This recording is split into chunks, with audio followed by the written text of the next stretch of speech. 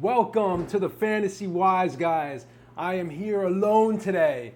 Mike Meals, solo dolo. Actually, Justin's right here behind you. What's up, guys? Unfortunately, Justin, as you know, our man Joey Puma couldn't make it today. We're devastated. We need the Puma. But there's so much news to discuss.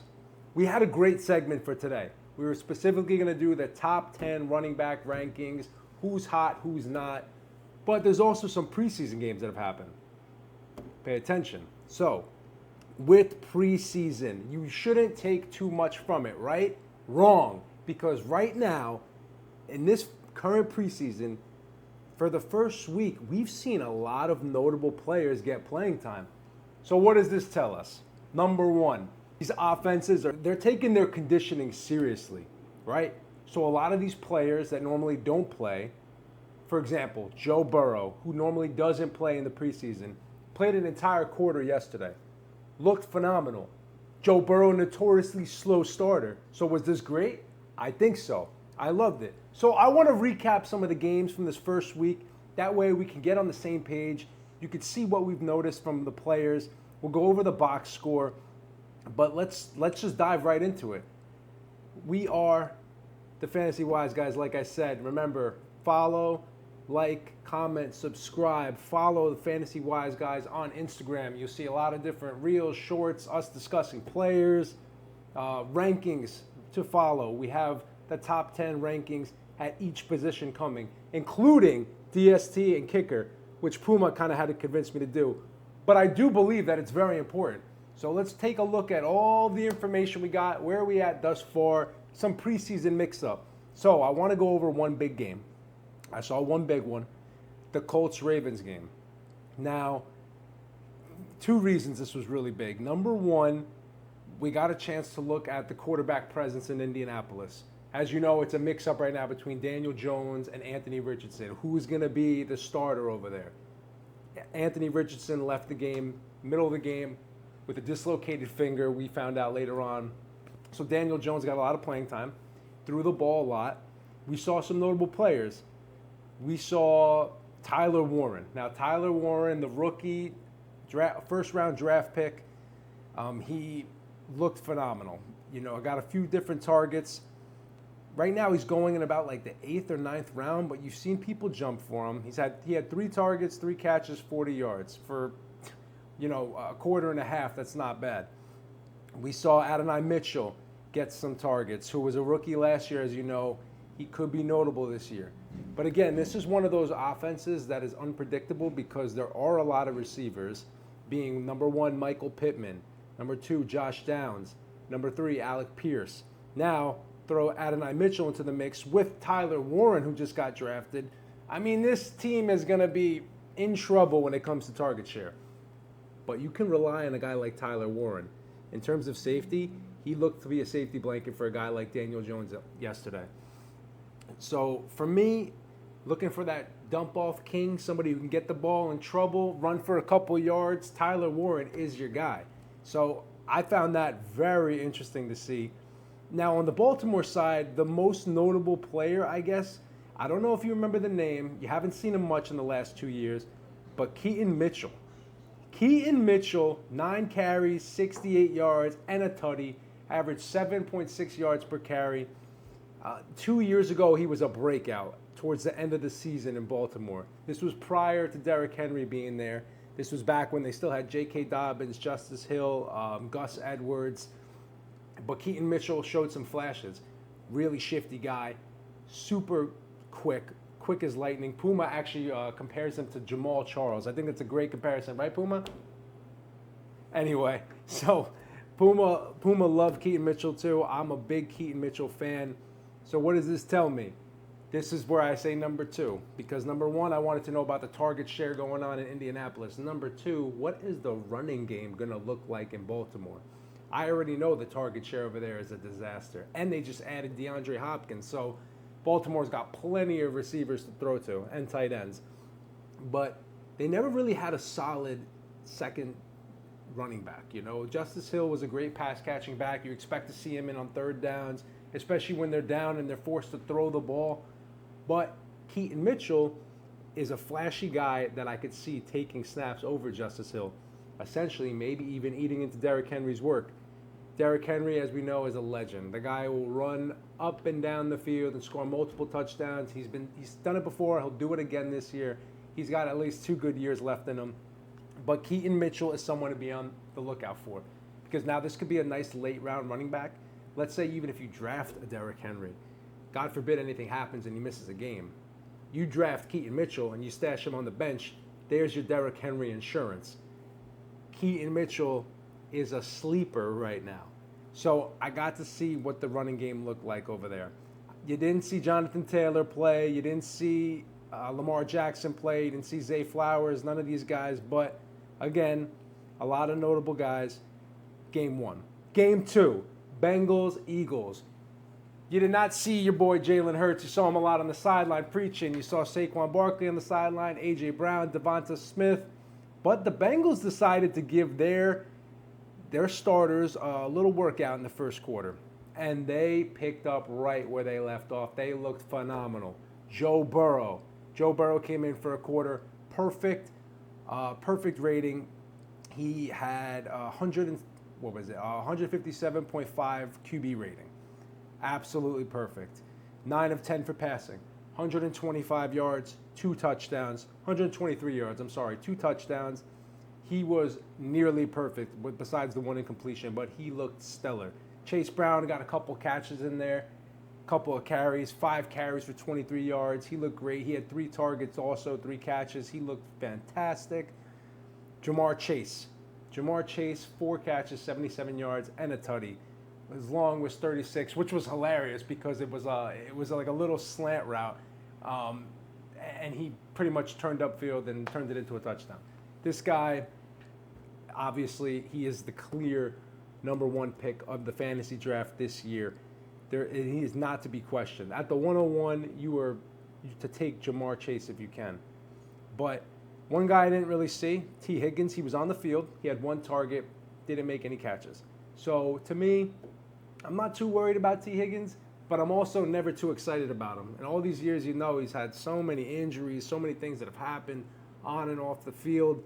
But T. Higgins is a guy that, again, I guess you could say boom or bust, because when he booms, he is electric. But when he busts, if he gets injured, if he just, if he doesn't get a lot of targets that game and they're looking more to Jamar Chase, or if, God forbid, Burrow goes down and you got Jake Browning back in there, you're not looking at much for T. Higgins. But, again, this is just preseason. It is to be taken lightly, but not too light. So in this Cincinnati game, you really got to see the offense on the field. You also got to see that the defense is absolutely atrocious. Justin, the defense, I know you don't care as much as I do, but I'll tell you, the defense did not look good at all, which leads me to believe one more thing. The Bengals are going to throw nonstop because they're always going to be letting up scores to the opposing team. So Philadelphia, they didn't really have anybody notable play. You didn't see Jalen Hurts out there. You didn't see Devonta, AJ. You didn't see Goddard, Saquon, obviously. But one thing I noticed was Tanner McKee, the backup quarterback. AJ Brown and Devonta Smith might be in good hands because this boy put on a show. He 80% completion percentage on 25 throws. So 20 for 25. 252 yards. 2 touchdowns. He only got sacked twice. He did throw an interception at one point that actually got called back. So that was a relief for him. I mean, the guy looked great. And to know that your backup quarterback now in Philly is actually a good player, I feel like A.J. Brown and Devonta Smith are a lot safer options this year. And these were guys that I already feel like people are a little down on them because last year how much that they were running the ball with Saquon, right? And then, of course, Jalen Hurts taking in every touchdown when he can. But we've already got news that Saquon Barkley is doing more work in the passing game. Now we know they got a good backup QB. I think this is the time to buy low on A.J. Brown and Devonta Smith. Cheers. So that's my tip for Philadelphia. That was game 2. I loved what I saw. Game 3, who do we have? Oh, this one. Raiders, Seahawks. Ended in a tie. Of course, these two boring teams couldn't figure out which one who was going to win. But nevertheless, always a great show. I love preseason. But, one thing I guess I wish I would have saw more of was Ashton Jeanty. Jeanty, notoriously, obviously, the best running back out of the draft. He should be a phenom for years to come. This is a once-in-a-lifetime player that you see come. He had 3 touches yesterday for -1 yards. I don't want to put all the blame on him because that offensive line is atrocious, but you could have probably done a little bit more. You've seen on a couple of the plays where he kind of hesitated. He didn't look like the same. He's probably getting used to the NFL game speed. So welcome to the NFL, Ashton. And let me tell you, you got your hands full in that backfield because it's not just Jeanty back there. You got Raheem Mostert, who looked pretty good. Sincere McCormick looked pretty good. Zamir White looked pretty good. These are 3 guys that have had great years at some point in their career, moments of explosiveness that could really outshine a guy like Jeanty. Now, I'm not saying that they're ever going to take the starting role from a guy like Jeanty, but these are 3 veterans that have been in the NFL system for years. I have to believe that Jeanty might not get as many touches as we're all expecting. So for Dynasty, he's a great pick. But for a first-round pick in the fantasy draft this year, I don't know if I could pull the trigger because right now that's where he's getting drafted. I've never seen him get drafted outside the first round in any mock draft that I've done. But yesterday was a clear indicator that he might need some adjustment coming to the NFL. I'm not saying I'm down on Jeanty. I'm saying to temper your expectations because he's still a rookie. There are a lot of guys in that backfield. And with Geno Smith there now, they are going to throw the ball. So guys like Brock Bowers, Jacoby Myers, who we did not see yesterday, they looked great last season. But they're going to get the ball again. But you didn't see them. You didn't see them yesterday. They looked great last year. Who else was there? Okay, so Geno played for like a couple plays, only had 1 pass. Aiden O'Connell, the backup, you remember him from last year, the backup quarterback on Las Vegas. He played, didn't do too good, threw 2 picks, only 6.8 yards per pass. Not that good per attempt. Jalen Milroe came in the game for a couple plays on the Seattle side. Jalen Milroe was drafted in the 4th round to Seattle, Alabama quarterback. Our NFL comp for him is our man, Mr. Jalen Hurts. Well, some NFL scouts will say that he's the fastest quarterback that has ever come through the combine. In terms of speed, explosiveness, there's been nobody quicker. Right now, you have Sam Darnold, who just got signed over there. He's going to be the starter.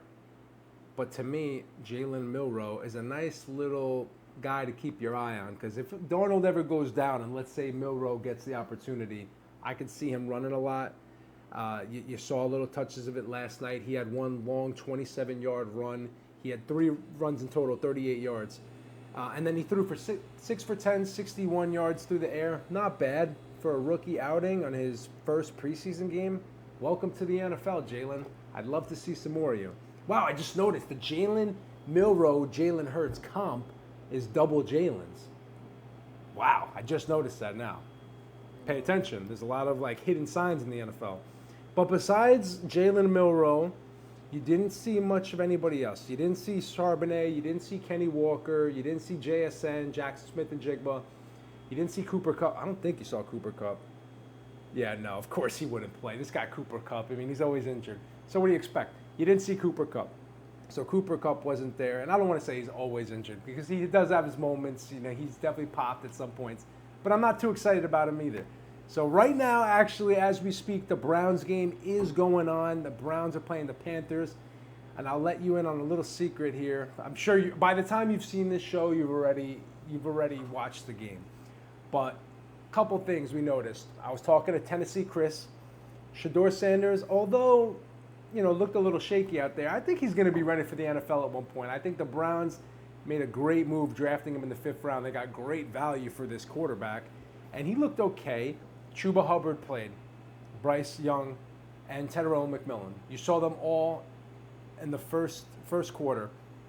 Now, these are all guys that you would be looking at in fantasy. Right now, Chuba Hubbard's going about the 4th round, Tyrone McMillan about the 6th round.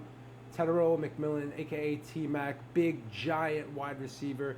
He was drafted in the first round. You know they got a lot of draft capital in him.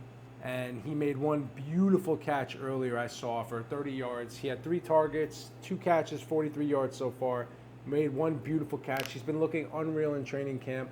And Bryce Young, he might not be a fantasy asset, but he's looked a lot better. So with him under center, with this Tedero McMillan now added to the roster, I think that this could be his clear alpha one. Both guys California, both guys from California. They got a great bond, a lot of good chemistry. They're both young and they're hungry. I think that this Panthers team has a new level of excitement this year, specifically for the fact that they have this potential alpha wide receiver one on their team. So I'm going to be looking at Tedero McMillan at any draft. If I get a chance to draft him, I might take him over George Pickens. I might take him over Jameson Williams. I might take him over Jalen Waddle, Zay Flowers. There's a lot of guys that I think that, he could surpass in terms of expectations. And then what we already know, there's guys that are already being drafted around them that I just named. We know what they can produce. This guy, we have not seen him yet. But we know that Tedero McMillan is a first-round draft pick. And the draft capital these guys have coming into the league usually signifies that they're an alpha-type player. So I'm all in on T-Mac. I'm all in on Chuba Hubbard. I'm not all in on any of these Browns players yet. But then other teams that we talked about, I'm all in on Joe Burrow. I'm all in on Philadelphia pass catchers. And I'm all in on Tyler Warren. There's a couple of things people I'm not in on. I'm not really sold on Browns players, like I said. I'm not sold on Baltimore receivers yet, and I'm not sold on the Raiders just yet.